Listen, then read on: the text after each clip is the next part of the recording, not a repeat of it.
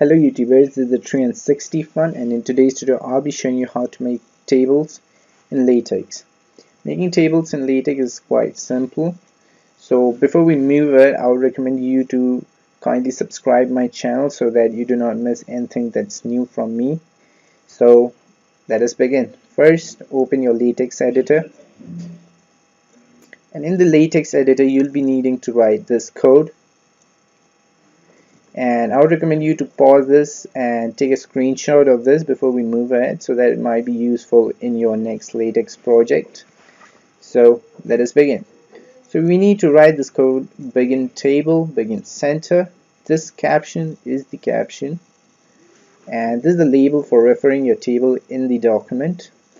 And here's the most important part of it: slash begin tabular LCR. I'll be telling you in a while what this really means. So in order to divide your documents, we'll be using the ampersand. So this will be the first column, second column, third column. I'll also be telling you what this H line really stands for in a while. And similarly, I've written here row 1, 241, 12, row 2, 205, and again 12. I'll also be telling you what this double slash really means, but for the time being, let me just execute and show what this code really brings about.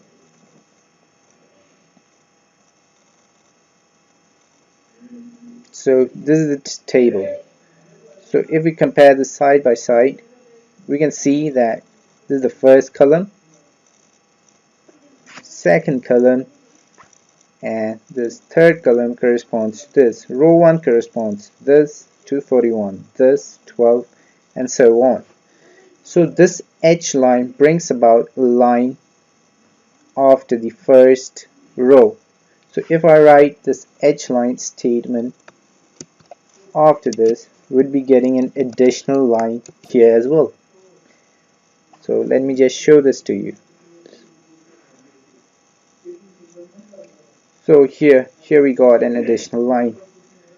So now let me tell you what this LC and R really stands for. This is left aligned, center aligned, and right aligned.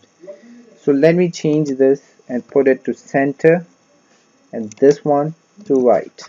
So let me execute this. So here you see we've got right, center aligned, and center aligned. Now in order to add additional columns, you need to follow the same procedure. We'll be adding this straight line, and let me just put it for the time being right. Again, an additional ampersand here, and suppose I'll be writing this fourth column. So the values for fourth column, let me just take 12, and here as well let me take 17, and let me just execute this.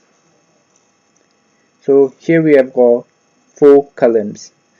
Now what does this double slash mean? In order to add additional rows, we'll need to write this piece of code, and let me just paste it here. This double line makes your text move to the next line in the Latex document. Without this, you might not get the desired results as intended. This double slash can also be used in other documents where you want to change the line of your paragraph as well. So let me execute this. So here we got an additional row. So that's it. Thanks for watching. For more videos, visit youtube.com/the360fun. And if you enjoyed this video, please do not forget to subscribe and hit the like button. It really means a lot to us. Thanks for watching. Thank you.